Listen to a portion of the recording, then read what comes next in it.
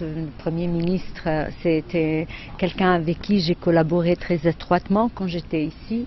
Je viens parler de la situation dans le pays. Je viens parler de mon mandat, les enfants, les conflits armés, les Congolais sont concernés.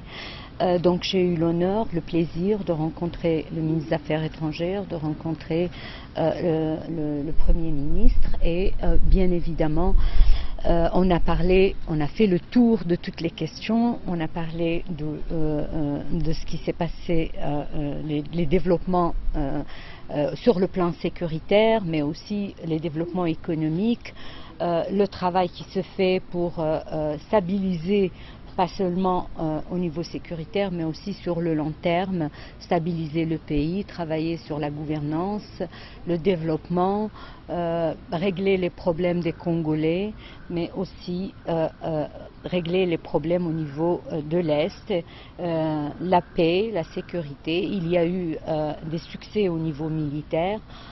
Maintenant, il faut pérenniser ces succès en assurant qu'il y ait des retombées positives pour les populations qui ont souffert de la guerre.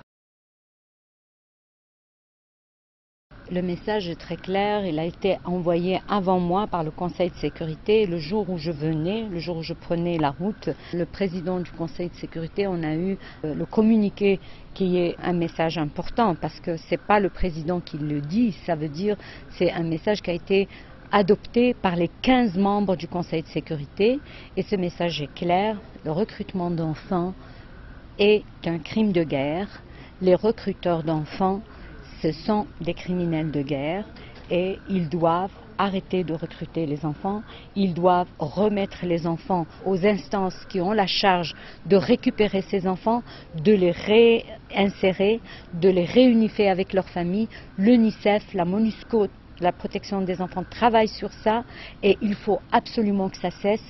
Ils ont les exemples avant. Thomas Lobanga a été condamné pour recrutement d'enfants. Charles Taylor a été condamné pour recrutement d'enfants. D'autres sont devant la Cour pénale internationale. Je crois que les lois congolaises considèrent le recrutement d'enfants comme un crime. Le Congo a ratifié les conventions internationales qui considère le recrutement d'enfants comme une violation grave et qui peut être aussi un crime de guerre et un crime international. Donc je crois que le message est clair.